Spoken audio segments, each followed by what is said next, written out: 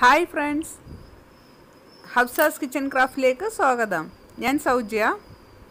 ഇന്ന് നമുക്ക് മയോണീസ് എങ്ങനെ വീട്ടിൽ എളുപ്പത്തിൽ ഉണ്ടാക്കാമെന്ന് നോക്കാം. വീഡിയോയിലേക്ക് പോകുന്നതിന് മുമ്പ് എൻ്റെ വീഡിയോസ് ആദ്യമായാണ് കാണുന്നതെങ്കിൽ സബ്സ്ക്രൈബ് ചെയ്യാൻ മറക്കല്ലേ. ലൈക്കും ഷെയറും സപ്പോർട്ടും ചെയ്യുമല്ലോ. നമുക്ക് ആദ്യം മുട്ടയുടെ വെള്ളയും മഞ്ഞയും വേറാക്കി എടുക്കണം. അതിന് ഇതുപോലെ ഒരു കയ്യിലെടുക്കുകയാണെങ്കിൽ നമുക്ക് പെട്ടെന്ന് വേറാക്കി എടുക്കാൻ പറ്റും. നമ്മൾ മുട്ട പൊട്ടിച്ച് അതിലേക്ക് ഒഴിച്ചു കൊടുത്താൽ മതി. താഴെ വെള്ള വേറെയും ആ കയ്യിൽ തന്നെ മഞ്ഞയും നിൽക്കും. നമുക്ക് എന്നിട്ട് മഞ്ഞ മാറ്റി വെക്കാം.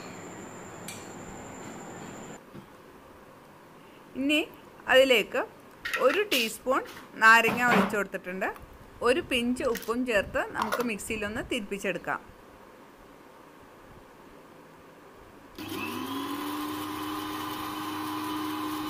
ഒരു സെക്കൻഡ് തിരിപ്പിച്ചതിന് ശേഷം നമുക്കതിലേക്ക് 2 അല്ലി വെളുത്തുള്ളി ചേർത്ത് കൊടുക്കാം. ഇതുപോലെ മുറിച്ച് ചേർത്ത് കൊടുക്കാം. എന്നിട്ട് അതുപോലെ 2 സെക്കൻഡ് ഒന്ന് തിരിച്ചു കൊടുക്കാം.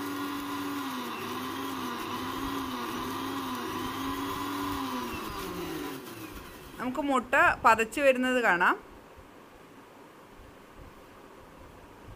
ഇനി ഞാൻ അതിലേക്ക് ഒഴിക്കാൻ 1 കപ്പ് ഓയിൽ മാറ്റി വെച്ചിട്ടുണ്ട്. ഇത്രയും തന്നെ ഓയിൽ വേണ്ടി വരില്ല, നമുക്ക് ആവശ്യത്തിന് ഒഴിച്ചാൽ മതി. ഞാൻ കുറച്ച് ഒഴിച്ചിട്ടാണ് അരക്കുന്നത്. നമുക്ക് എത്രക്ക് കട്ടി വേണം അതിനനുസരിച്ച് വേണം ഓയിൽ ഒഴിക്കേണ്ടത്.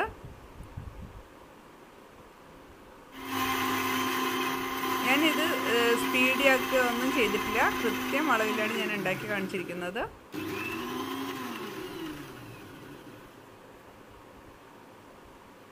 കുറച്ചുകൂടെ ഞാൻ ഓയിൽ ഒഴിച്ചു കൊടുത്തിട്ടുണ്ട്.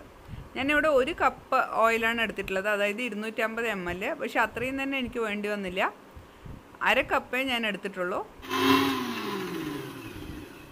ഏകദേശം 150 ml, 125-150 ml ഇടയിലാണ് ഞാൻ എടുത്തിട്ടുള്ളത്.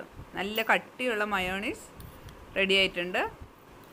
ഇത് വളരെ ടേസ്റ്റിയുള്ളതും നമുക്ക് വീട്ടിൽ എളുപ്പത്തിൽ ഉണ്ടാക്കാൻ പറ്റിയതുമായ ഇതാണിത്.